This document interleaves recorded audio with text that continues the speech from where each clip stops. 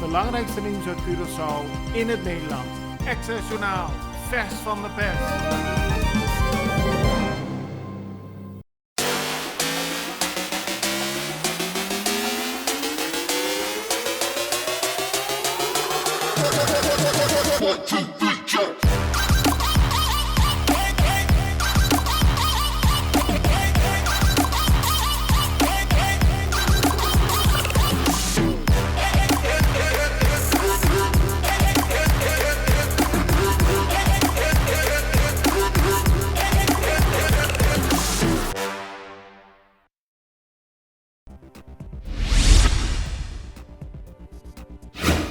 De Stichting Geestelijke Gezondheidszorg Curaçao luidt vandaag de noodklok in de extra. Volgens de stichting bevindt de geestelijke gezondheidszorg op het eiland zich in een crisis.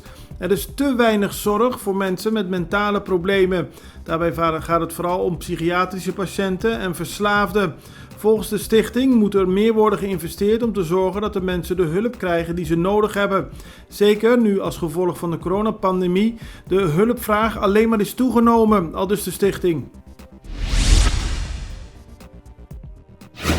Het aantal coronabesmettingen op Curaçao daalt, maar het daalt langzaam. Dat zei epidemioloog Izzy Gerstenbloed gisteren.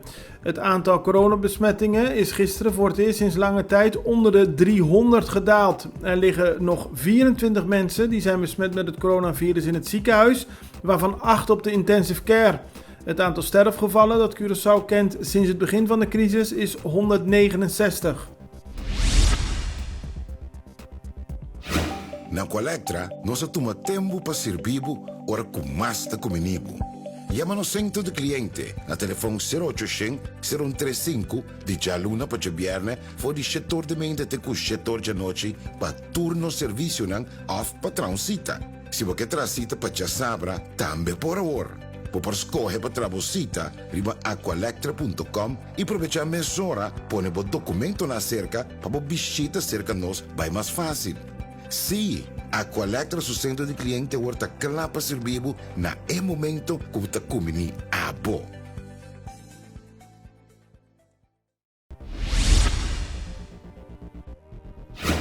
De prijs van levensmiddelen zal vanaf januari 2022 flink stijgen op Curaçao. Dat hebben de importeurs aan hun klanten laten weten per brief. De Extra schrijft er vandaag over. Het gaat over groente, vlees en andere levensmiddelen. En het heeft te maken met de coronapandemie en de gevolgen die dat heeft voor de wereldwijde logistiek. Volgens de importeurs zijn prijsstijgingen onvermijdelijk.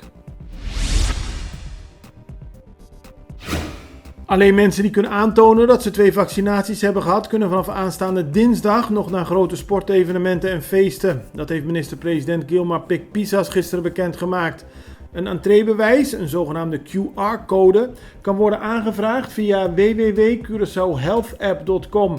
Als je 2 vaccinaties hebt gehad en dat kunt bewijzen, krijg je een dergelijke code en daarmee krijg je intree naar sportevenementen en feesten.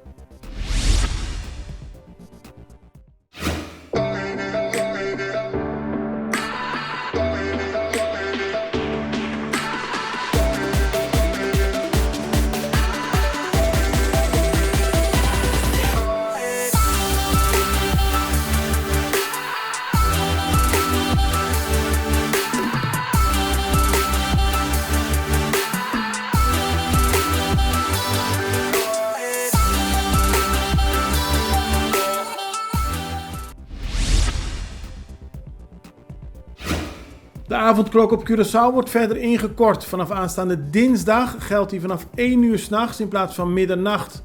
De avondklok blijft gelden tot 4:30 's ochtends. Met een avondklok om 1 uur 's nachts betekent dat zaken en winkels tot maximaal middernacht open kunnen blijven.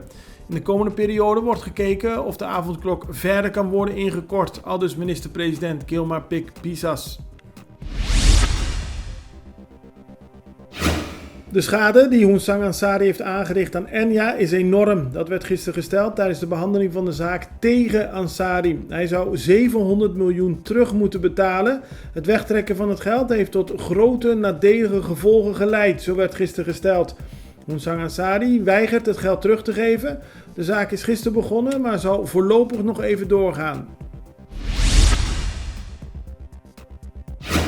De Curaçaose honkballer Kenley Jansen heeft zijn team, de Los Angeles Dodgers, gisteren geholpen aan de overwinning op de San Francisco Giants. En daarmee hebben de Dodgers hun best-of-5-serie gewonnen en staan ze in de finale van de National League tegen Atlanta Braves. Daar is Ozzy Albies een van de uitblinkers, dus dat betekent dat er 2 Curaçaose honkballers tegenover elkaar in de finale van de National League staan.